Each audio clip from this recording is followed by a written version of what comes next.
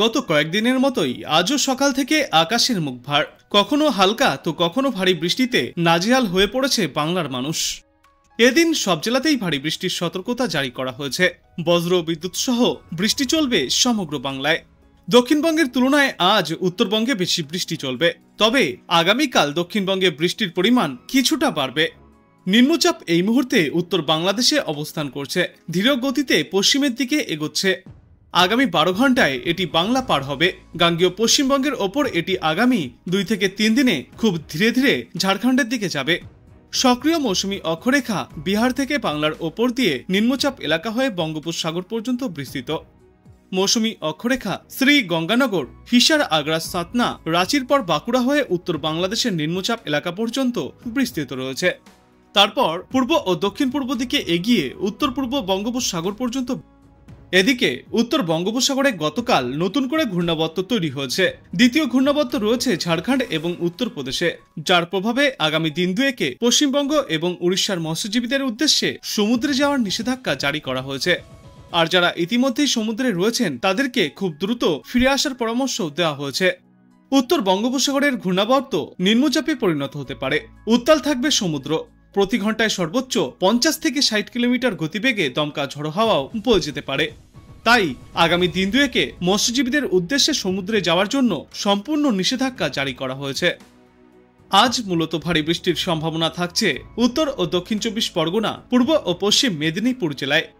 বজ্র বিদ্যুৎ সহ বিক্ষিপ্তভাবে হালকা থেকে মাঝারি বৃষ্টি চলবে বাদবাকি দক্ষিণবঙ্গের জেলাগুলিতে। তারপর আগামীকাল বৃষ্টি বাড়বে সমগ্র দক্ষিণবঙ্গে। সপ্তাহান্তে ভারী বৃষ্টির সম্ভাবনা সমগ্র বাংলায়।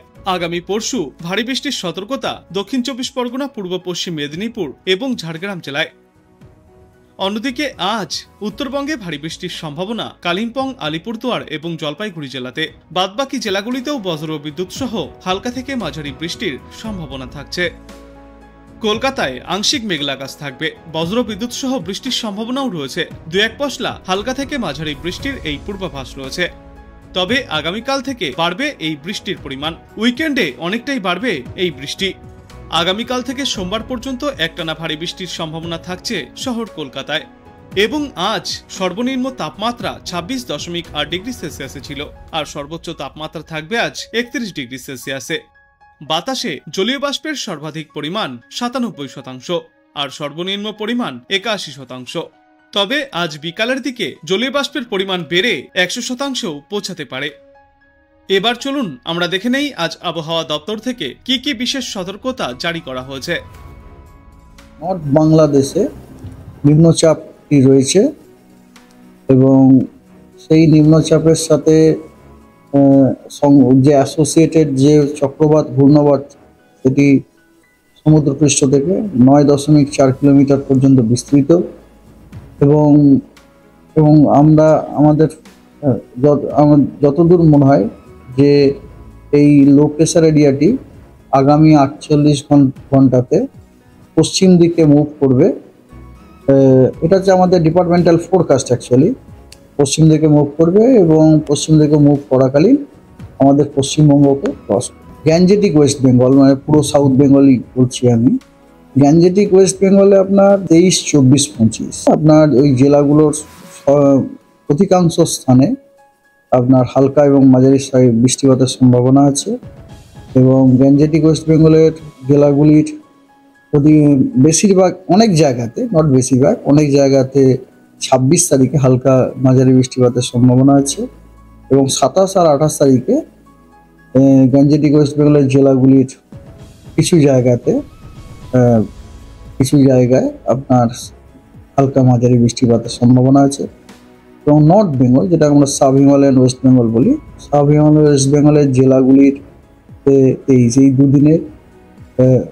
এই 2 দিনে আপনার অধিকাংশ স্থানে হালকা এবং মাঝারি বৃষ্টিপাতের সম্ভাবনা আছে। এবং 24, 25, 26, 27, 28 এই 5 দিন এই জেলা সাব হিমালয়ান ওয়েস্ট বেঙ্গলের জেলাগুলির অনেক জায়গায় হালকা এবং মাঝারি বৃষ্টিপাতের সম্ভাবনা আছে। এবং তার সাথে আজকে আপনার পশ্চিমবঙ্গের সব জেলাতেই 2-1 জায়গায় বজ্রবিদ্যুৎ সহ বৃষ্টিপাতের সম্ভাবনা আছে। এছাড়াও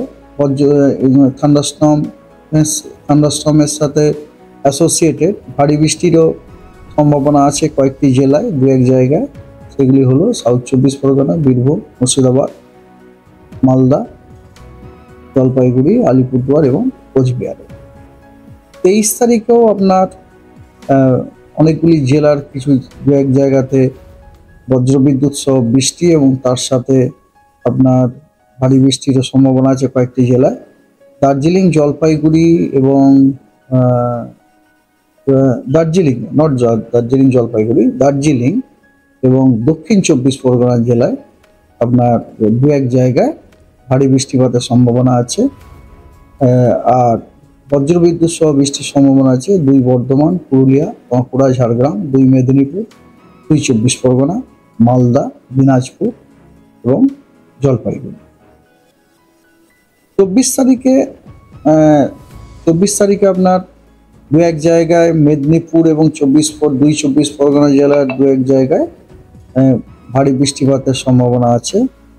এবং 25 তারিখে পুরুলিয়া, বাঁকুড়া, ঝাড়গ্রাম, 2 মেদিনীপুর, হুগলি, দার্জিলিং এবং কালিম্পং এই জেলাগুলিতে দু এক জায়গাতে ভারী বৃষ্টিপাতের সম্ভাবনা আছে। বাংলাদেশে নিম্নচাপটি রয়েছে এবং সেই নিম্নচাপের সাথে